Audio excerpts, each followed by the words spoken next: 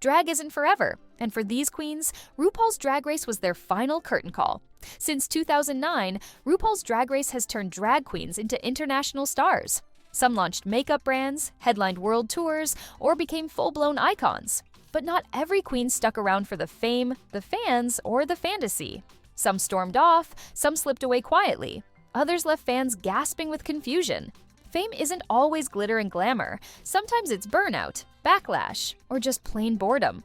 From shocking scandals to silent exits, these are the stories Drag Race doesn't always spotlight. The queens who turned their backs on the stage and said, "I'm done." Before we begin, I'm on my way to 2,000 subscribers, and I'd love for you to be part of the journey. If you love RuPaul's Drag Race, make sure to like this video, subscribe to the channel, and turn on notifications so you never miss an update, a lip sync, or a behind-the-scenes moment. Fifi O'Hara. When you think of Drag Race drama, one name that always comes up is Fifi O'Hara. Known offstage as Jeremy Carey, she first appeared on Season 4, where her sharp tongue and fierce competition style earned her the label of villain. When she returned for All Stars 2, fans hoped for a redemption arc. But instead, it reignited the chaos. The edit portrayed her as bitter, jealous, and constantly at odds with other queens, especially fan favorite Alyssa Edwards. But behind the scenes, O'Hara was struggling.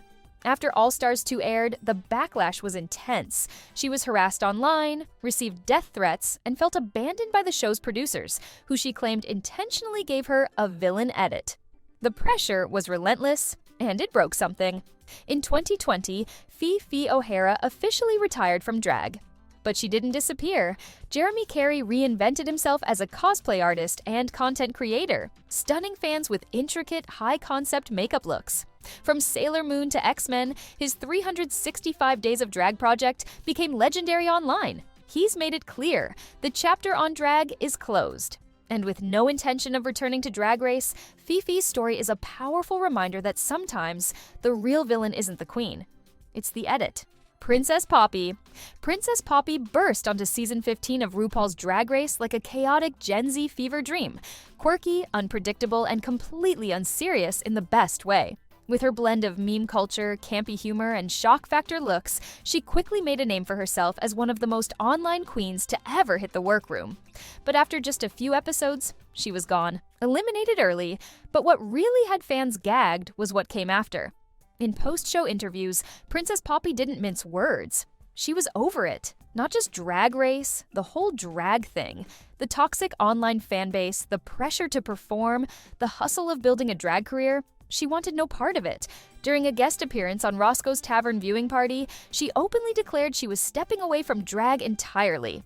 Her reasoning? "I'm happier when I'm not doing drag." It was raw, unexpected, and weirdly refreshing.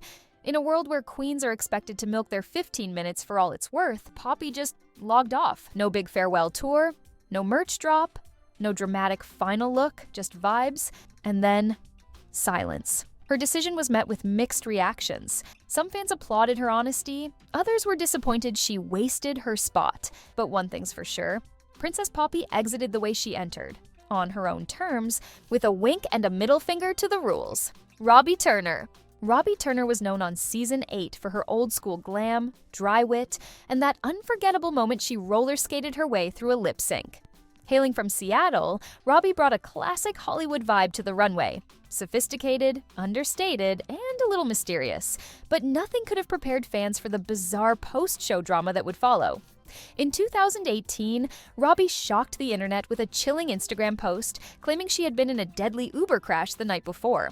According to the now-deleted message, the driver had died on impact, and Robbie had survived. The post went viral, and concern poured in from fans and fellow queens alike. But then, silence. No news reports, no police statements, no hospital records. People started asking questions, and within days, the story unraveled. Robbie quietly admitted that the crash never happened. Whether it was a mental health crisis, a cry for help, or something else entirely, the damage was done. After that, Robbie Turner faded fast. She stepped away from the public eye, stopped performing regularly, and hasn't returned to drag in any major way since. Some say she retreated to focus on healing, others believe the backlash was simply too much.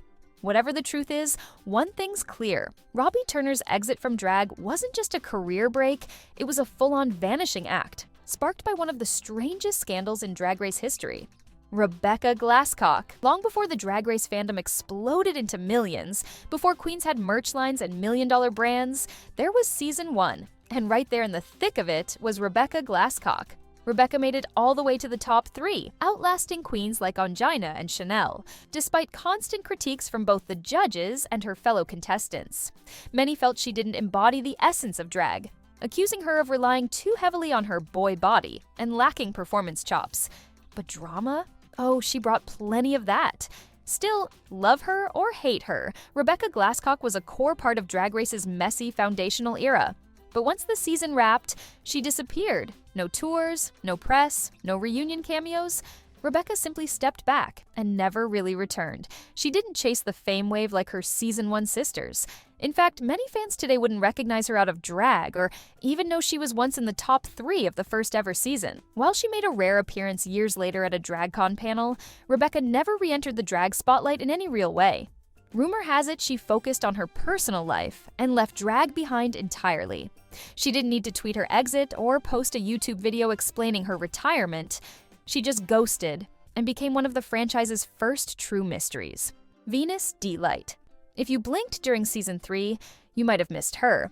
But Venus D-Light left a mark, not for lasting long in the competition, she was eliminated first, but for her obsessive Madonna impersonations and unforgettable confidence. She truly believed she was the material girl of drag, and honestly, that kind of delusion is iconic. But Venus D-Light's story didn't end with that early exit. She kept pushing forward after Drag Race, building a name as a celebrity impersonator and even appearing on TV shows like Botched, where she underwent plastic surgery to look more like Madonna.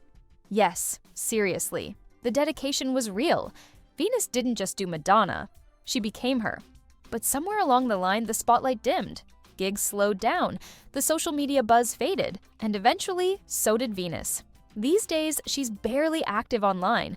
Her once regular performances have dried up. No major appearances, no tours, no Drag Race reunions. It's like she slipped off the radar entirely. Did she get tired of the hustle? Was it burnout? Or did she simply decide she had lived her fantasy and that was enough? Whatever the reason, Venus D-Light gave us a brief but unforgettable flash of drag dedication, delusion, and diva energy. And then she vanished into her own private reinvention, like a true pop icon would. Magnolia Crawford. Magnolia Crawford entered season 6 with a sharp nose contour and an even sharper attitude. From the moment she walked into the workroom, she clashed with the other queens and left viewers scratching their heads. Her style was intentionally weird, her delivery deadpan, and her whole vibe screamed, "I don't care if you like me." Spoiler alert, most people didn't. She was eliminated in episode 2 after a rough Snatch Game performance and a lip sync that didn't exactly leave the judges gagged. But what really made Magnolia unforgettable wasn't on the show. It was what she said after. In a now infamous post-elimination interview, Magnolia made it crystal clear. She didn't enjoy the experience at all. She called Drag Race a fake reality show, slammed the editing, and said she felt misrepresented. According to her, the producers cared more about drama than drag, and she wanted no part of it, and she meant it. After her short stint, Magnolia ditched drag altogether and returned to her life as Reed, her boy self, focusing on work outside of entertainment. No reunions, no all-stars, no wait, remember her moments. She shut the door and bolted it. In a franchise where most queens chase fame like it's oxygen, Magnolia Crawford might be the only one who proudly walked away and never looked back. In a world where drag is bigger than ever, TV shows, sold-out tours, million-follower fan bases, these queens did the unthinkable. They walked away. Whether it was burnout, bad edits, personal growth, or pure disinterest, each one made a choice that defied the Drag Race fairy tale. And honestly, that's iconic in its own right, because stepping into the workroom takes guts, but knowing when to hang up the heels, that takes even more. So here's to the quitters, the vanishing acts, and the queens who said, "Thanks, but no thanks." They may be gone, but they're never forgotten.